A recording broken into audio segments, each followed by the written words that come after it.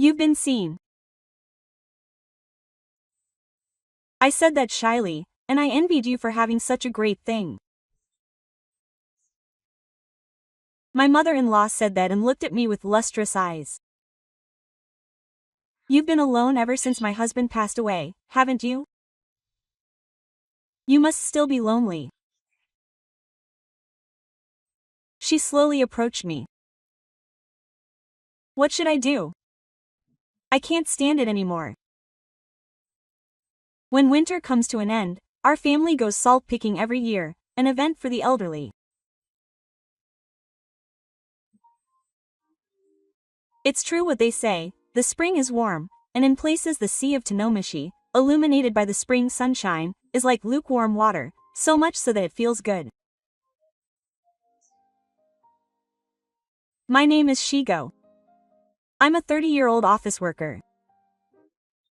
I've been married for 4 years this year, and I met my wife, Miwa, at a party I attended after I started working. Miwa was 2 years younger than me and had just started working as a freshman. We both had outdoor hobbies, so we hit it off right away and decided to go mountain climbing on our next day off. It didn't take long for us to start dating. After we started dating, we would go barbecuing and fishing in the summer, and snowboarding in the winter. We would have fun all year round, just like that. Miwa would always rely on me, and I felt good when she relied on me.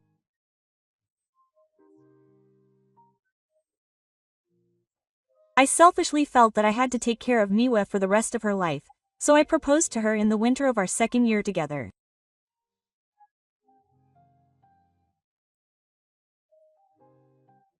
We went snowboarding together, and we started from the summit before dawn, and when we reached a clearing in the mountains, just as the sun was rising, I presented her with the ring I had hidden and proposed to her.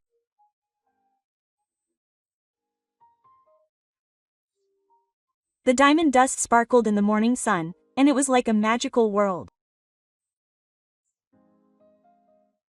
Miwa was completely excited, and with tears in her eyes, she accepted without hesitation. Even after we got married, we would always go out together.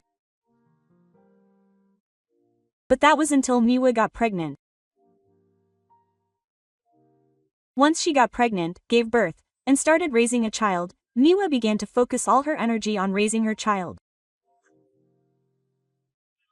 When that happened, I felt like I had no place to belong, and although I had been single-minded until then, I gradually began to feel more interested in her.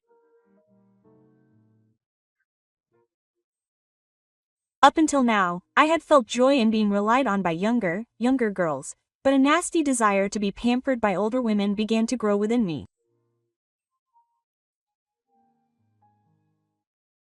In this way, older women began to become my preferred type.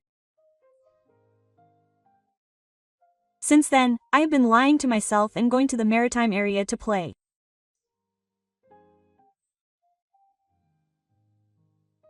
Then one day, Shingo said, "It's starting to get warmer, so why don't we go salt picking like we used to?" I was surprised that she was inviting me out for the first time, but, oh, that's fine. I had been thinking about inviting her too. That's what I said. Rintaro is also 3 years old. I wanted to give him that kind of experience soon. What do you mean? So it's more about Taro going out with you than me? I thought that to myself, but it's a good idea. It'll also be a good opportunity to get in touch with nature. When I said that, Miwa said, "Then find a day with good tide." She went off to look after Kiriri Taro.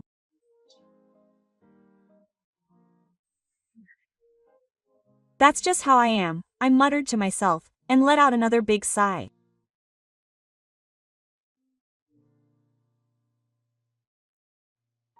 The next day, when I got home from work, Miwa called out to me. I told Mom today that I was going salt picking. She said she wanted to go too. What do you think? What do you think? Why don't we just go together? But Mom has never been salt picking before. My mother-in-law probably wanted to go too when she heard that Ritaro was going. After all, my mother-in-law loves Ritaro. In fact, his father-in-law died of a sudden illness the year Ritaro was born. That's why my mother-in-law thinks that Ritaro might be his father-in-law's reincarnation. That's why she dotes on her son even more. Of course, Mom loves Ritaro so much. Besides, he's lonely without his father. Let's take him. Huh? But he's still reluctant. If Mom were here, she could take care of Ritaro and it would be a nice change of pace. When I said that, Shingo reluctantly agreed, saying, "If you insist, I'll go with you." And so, on the day of the salt hunting, my mother-in-law came to our house with her son. "Oh, good morning, Mom. I'm sorry. I'm intruding on a family of 3 just taking a bath." Saying that, my mother-in-law suddenly exposed her bottom, and it looked very cute to me. "No way. Let's have fun together." "Thank you. Actually, I couldn't sleep well last night because I was so excited about the salt hunting." I said this to my mother-in-law who was taking a big shower. "What's wrong, Mom? You're talking like a child, even though you're not your age," and she glared at my mother-in-law, saying this in an angry tone. "Oh, scary, scary. Mom seems to be in a good mood. Rintaro." Saying this, my mother-in-law crouched down in front of Taro and stroked his head. "Oh, Rintaro, your head is quite red." Saying this, my mother-in-law put her hand on Taro's forehead. "Yeah. It's a little hot, quote. He seems to have a fever." When his mother-in-law said this, Miwa crouched down in front of Rintaro as if she was saying that. "Oh, that's true. Your face is red, Rintaro. Are you okay?" As she said this, Miwa pressed her forehead against Rintaro's. "He looks a little feverish. Rintaro, aren't you cold?" When Miwa looked into his face worriedly, her son began to breathe heavily on his shoulder. Seeing this, her mother-in-law said, "Maybe he has a cold. Shouldn't you take him to the hospital?" When her mother-in-law suggested this, Miwa hurriedly began to look for a hospital that was open. "Even though Mom came all this way, let's cancel today." When Miwa suggested that she go with him to the hospital, Miwa said, "Mom, you were so excited that you couldn't sleep, so you too should go." Miwa said something unexpected. Then her mother-in-law said, "That's fine.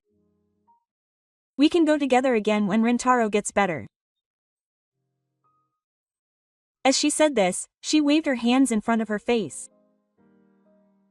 But you know, the important thing about salt picking is the saltiness. We can't go whenever we want. It was just as Ria had said. If we missed today, our days off wouldn't match up and we'd have to wait until next year. When I explained that, it was decided that my mother-in-law and I would go together. I was secretly very happy. Unlike my wife, my mother-in-law has a somewhat natural, lively, and refined personality, and I've always been drawn to her. On top of that, she has a high sense of beauty, and even though she's over 50, when she walks around town with my wife, people ask if we're sisters because she looks so young.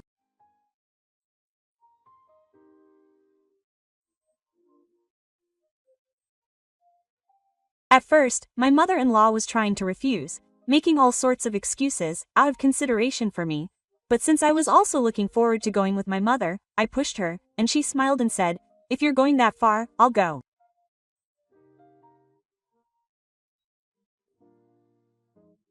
Then my mother-in-law and I got into the car and set off, leaving the two of them behind.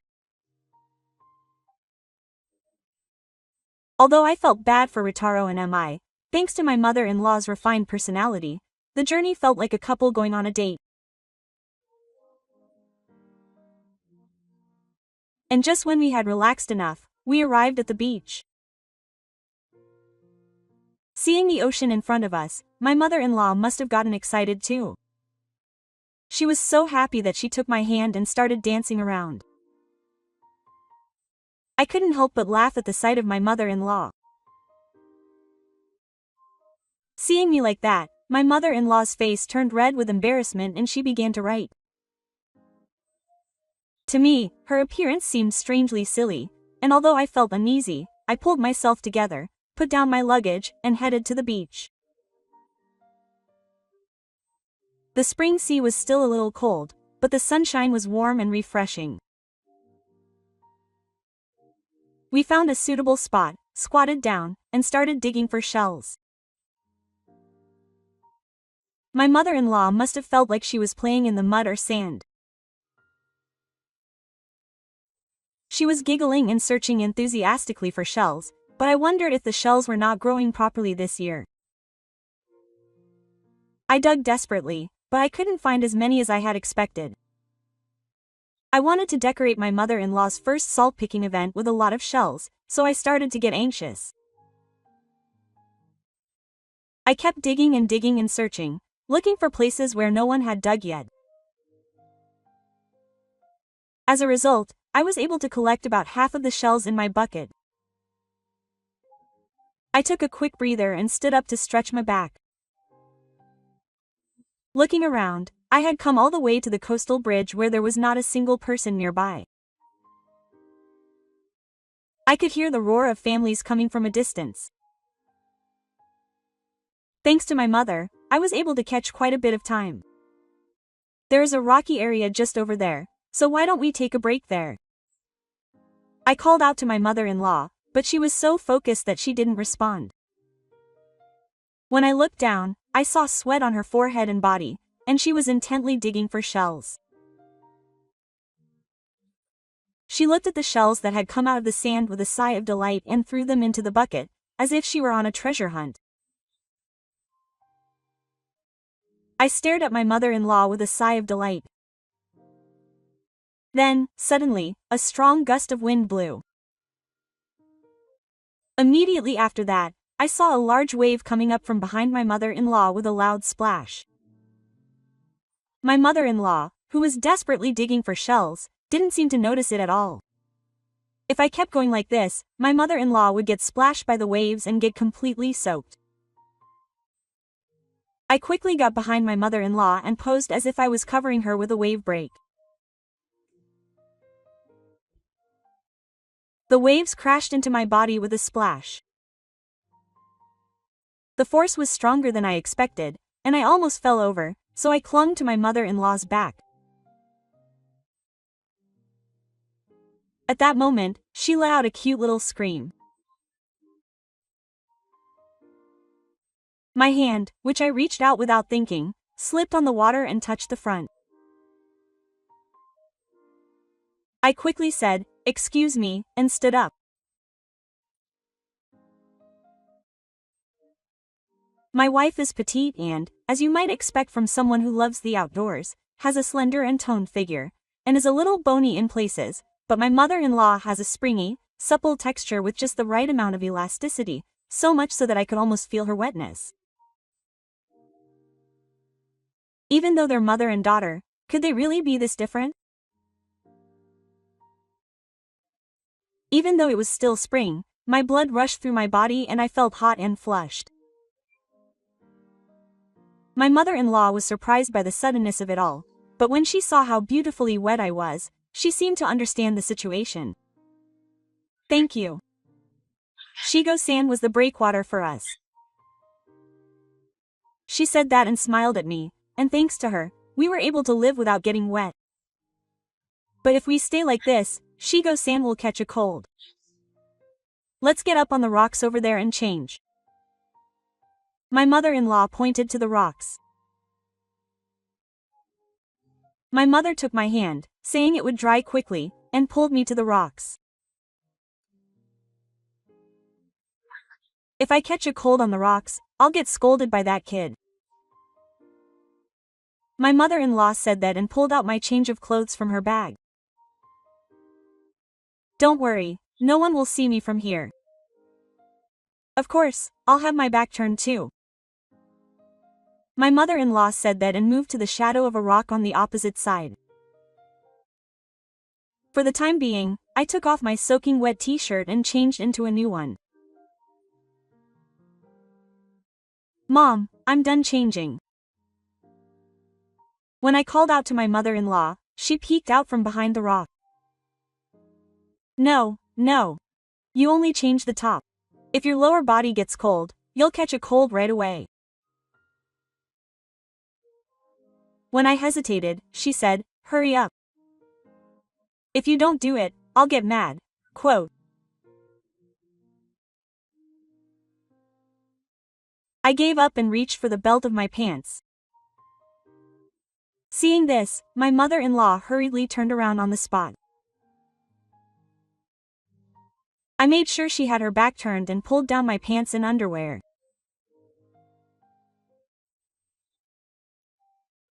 As I reached out to grab a new pair of underwear, with nothing underneath, my mother-in-law slowly turned to me and said, "Are you done yet?"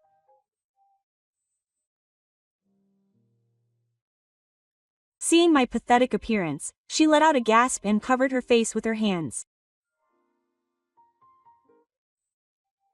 But I didn't miss the fact that at that moment, my mother-in-law's gaze was fixed on a certain spot on me. "You've been seen." I said this shyly, and I envied you for having such a nice thing. My mother-in-law looked at me with lustrous eyes. "You've been alone ever since your husband left, haven't you? You must still be lonely." She slowly approached me. "What should I do? I can't help it anymore." She snatched the underwear from my hand and said, "I'll help you." My mother-in-law crouched down on the spot. Immediately after that, I felt a warm sensation like the spring sunshine.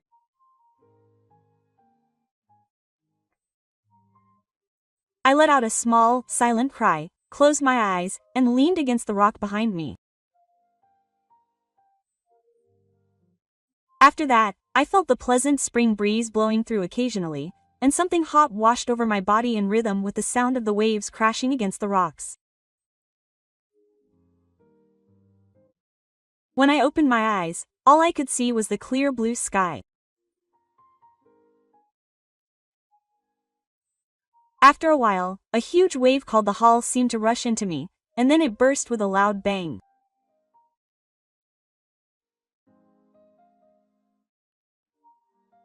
On the way back, my mother-in-law sat in the passenger seat and looked at me, saying, "Salt hunting was fun, but spending time with Shigo was the most enjoyable of all."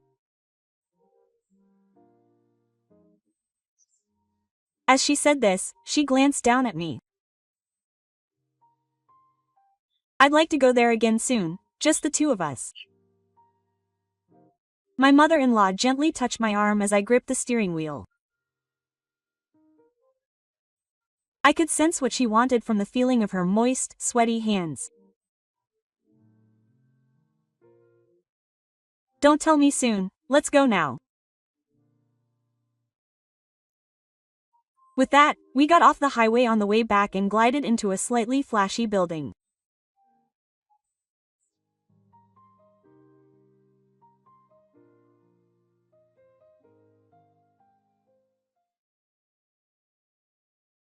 My body, warmed up in the bath, was red and humid, and my mother-in-law's skin was dyed pink in various ways. The hot water rising from the black floor was like a bridegroom, transporting my consciousness to another world and destroying my reason. I feel the same way as Koji. With that, she reached out her hand towards me and pressed her lips against mine.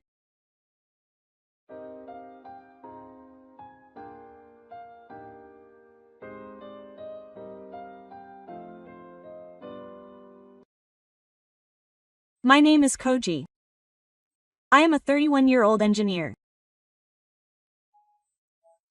Most of my memories are filled with memories of my wife, Akari, who was my classmate in college and my life partner. I first met Akari on the college campus. In a boring class where most students would fall asleep, Akari took a seat right in front of the teacher and listened to the class more seriously than anyone else. Her bright and positive attitude attracted me, and I began to study hard to keep up with her. Before long, we became aware of each other, were attracted to each other, and started dating. After graduating from college, we got married, and both my wife and I continued working, leading a semi-happy married life. However, that happiness did not last long. Today is our wedding day, so let's have dinner after work. With that promise, we headed to our respective companies. That night after finishing work, I stopped by a florist on my way to a meeting and bought a bouquet.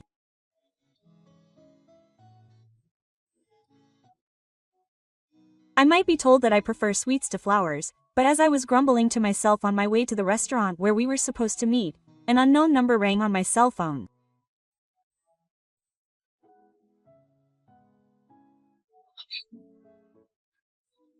His wife had been in an accident, and I don't remember what was said or what happened afterwards.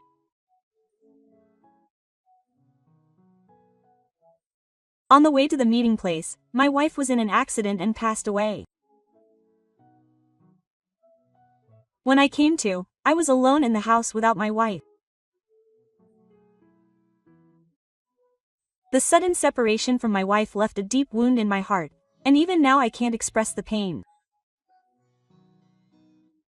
I took a leave of absence from work, and for days I couldn't leave the house. Then one day, I got a call from my wife's mother, Sachiko. My mother-in-law married her husband and lived overseas, so the only times I saw her were at the wedding, and on the third floor of my wife's house. After the funeral, she returned to the US immediately and hasn't seen her since. Mom, it's been a long time. Even though my wife passed away and we're strangers now, I couldn't help but call her Mom. She still calls me Mom, huh? My heart tightened when I heard my mother-in-law's voice, which sounded very similar to my wife's when she was alive.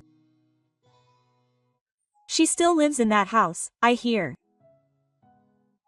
It seems my mother-in-law heard rumors that I was still hung up on my wife, and contacted me out of concern.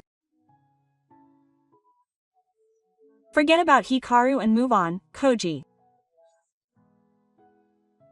How could I have made my mother-in-law, who had lost her daughter, say such things? I couldn't say anything, and fell silent, feeling my own innocence. Then my mother-in-law continued, I'm going back to Japan next week, so let's have dinner together. You need to get some fresh air once in a while. Quote. She forced me to make a dinner appointment, a little forcefully. But that forcefulness was what I needed at the moment. A week later, I left the house for the first time in a while to see my mother-in-law. And when I saw my mother-in-law, I was speechless. I only have fragmentary memories of the nervousness of the wedding greeting. I have almost no memories of the wedding other than my wife in her wedding dress. To be honest, it was so painful to even remember my wife's funeral that I erased it from my memory, so I honestly didn't remember what kind of woman my mother-in-law was. My mother-in-law, whom I hadn't seen in a long time, was so beautiful that I felt as if my deceased wife had come back to life. I couldn't help but call out my wife's name, and I couldn't stop crying. "Are you okay, Koji?" My mother-in-law looked into my face with concern. "I'm sorry, Mom." I apologized over and over again, unable to explain why I was crying. "I'm lonely now that the lights are out too." With that, my mother-in-law hugged me. I sobbed like a child and clung to my mother-in-law. My mother-in-law gently patted my back and held me until I stopped crying. After I had finished crying, we entered the store. I still remember the puzzled expression on the waiter's face when she saw the big man with red eyes and the slightly older woman.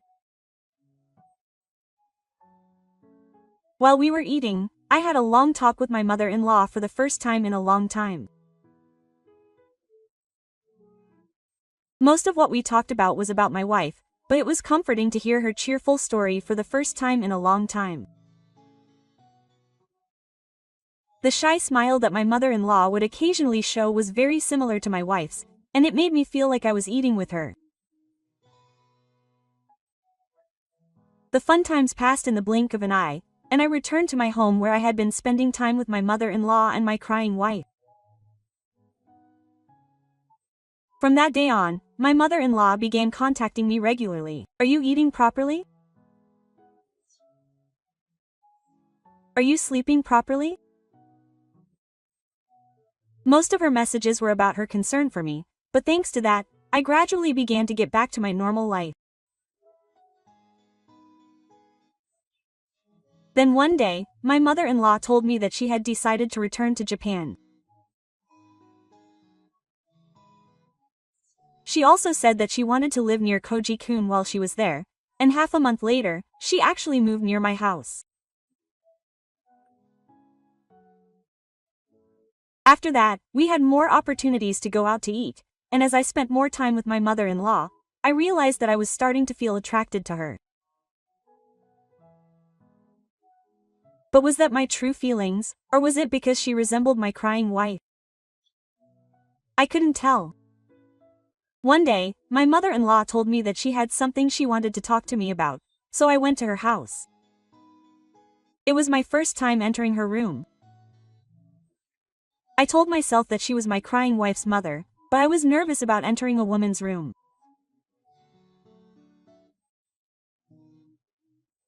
Her room had a simple atmosphere with a lot of white, and since she had just moved in, there weren't many things there. Quote, "I'm sorry to call you out so suddenly," my mother-in-law said, and started talking. The matter she was seeking advice on was about my mother-in-law's ex-husband, who is my wife's father. After learning that I had returned to Japan, she was pressuring me to get back together with her. My wife had told me that my father-in-law was the type of person who would hit my mother. That's why I didn't even ask him out on our wedding day and had never met him. Since Gifu was pressuring her to get back together, she asked me to live with her for a while.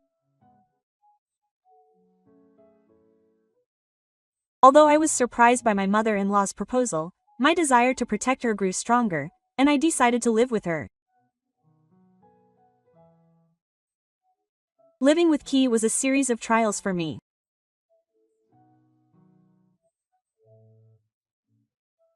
I had often thought that she was similar to my wife, but living with her reminded me of her more than ever. She usually kept herself clean, but when she woke up she had terrible bedhead, and she had a habit of talking to herself while cooking. I had called out to my mother-in-law many times. Whether she knew how I felt or not, my mother-in-law was always smiling and seemed to be having fun. Seeing her innocent appearance made my heart race, and I was barely able to maintain my sanity. One night, I had a busy schedule at work, so I stayed in my room after returning home and worked. The moment I opened the bathroom door after going around the register and thinking it was time to take a bath, I found myself meeting my mother-in-law who had just finished her bath. Her warm body was red, dyeing the hotel-colored skin of my mother-in-law pink. The hot water rising from the bathroom took my consciousness away to another world, like a groom, and destroyed my reason. I lost myself and threw myself into a hug, and without resistance, my mother-in-law wrapped her arms around my back. "I feel the same way you do, Koji-kun." Saying that, she reached out to me and pressed her lips against mine. And so we got through the battle. We moved from the bathroom to bed and spent the night together. When I woke up the next morning, my mother-in-law's praying face was next to mine. Thinking back on what had happened the night before, I looked at her. I realized how irreplaceable her presence, just being there, was to me. I began to see my mother-in-law not as my wife's mother, but as someone important to me, a woman I loved. However, as my relationship with my mother-in-law deepened, I began to struggle with the guilt I felt towards my wife. Am I betraying her, or is it okay for me to find love again? I kept asking myself. One day, my mother-in-law said to me, "Akari must be wishing for our happiness." Those words made me feel a deep sense of, and my wife is between us. I was able to accept that fact. Time passed. We are now building a new life. Koji-kun, is it okay if I leave this luggage in the bedroom? It's heavy, so you can leave it there. I sold the house where I had lived with my crying wife and bought a house for Sachiko and me to live in together. While I kept my feelings for my wife in my heart, the days I spent with Sachiko meant a new happiness for me. Life can change suddenly due to unfortunate events. I learned that all too well when I parted ways with my wife. That's why both Sachiko and I want to cherish our current happiness.